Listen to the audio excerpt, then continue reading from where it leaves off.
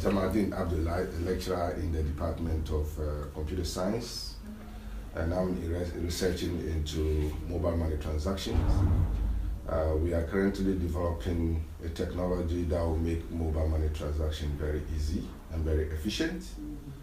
When we started this development of this technology, in fact, the mobile money in the country was still immature.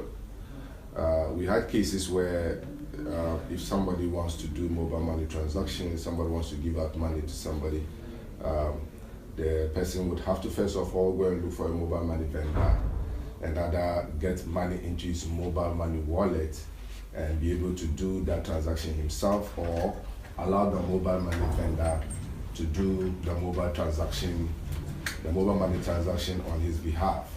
And we found this one to be very inconvenient. So we came out with the idea that why don't we introduce a technology that will make it easy for somebody who wants to do mobile money transaction to sit at the comfort of his office or his home, anywhere he finds himself, to be able to do the mobile money transaction to any mobile money, any telecom mobile money vendor. The issue we had was that we found it very difficult to communicate with the banks to be able to give us an API that we can easily interface in our application to access their banking core system to be able to do the mobile money transfer. So eventually we're directed to a GH Link. GH Link 2 also disappointed us and directed us to a local company called Insano.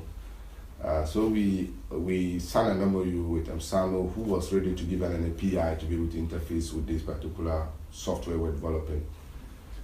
Unfortunately, the API we took from Insano was unable to support most of the Visa cards issued by the local banks, but was able to allow transaction to go through with Visa cards that were issued in America and then in Europe with the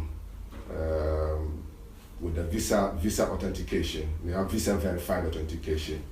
So if you have an international Visa card with visa verified authentication, then the Insano API platform will allow the transaction to go through. But if you are not able to provide the credential for the visa authentication, then the transaction will not be possible. So we felt this was difficult because most of the cards issued in Ghana should be able to go through the transactions. So we had to turn back to another gateway provider called Empower, which was able to support most of the local Visa card issued in the country. And so through that, we are able to now implement the system, and with our system, you can do mobile money transaction to any telecom provider in the country through the Visa platform we have provided. Okay. In the deployment sense, what we mean is that it's not been adopted, but it is a running system that even now you can do a mobile money transaction. As part of the funding requirement for this particular project, we needed to have an industry partner. So we have identified an industry partner who had expressed interest in the project. But I think the partnership didn't go on well because of the initial challenges we had in terms of getting the banking interface. But ever since we have succeeded in going through the gateways in the country, we haven't been able to get in touch with the industry partner. It is an app, and it is also a web version of it. But for now, the limitation of that product is that you can only use smartphones because you need a data bundle to be able to do that, because it sort of use the internet data bundle. So the future of the project is to be able to help people who will not be using smartphones to be able to use ordinary phones to be able to do the mobile money, which is a serious challenge we are anticipating.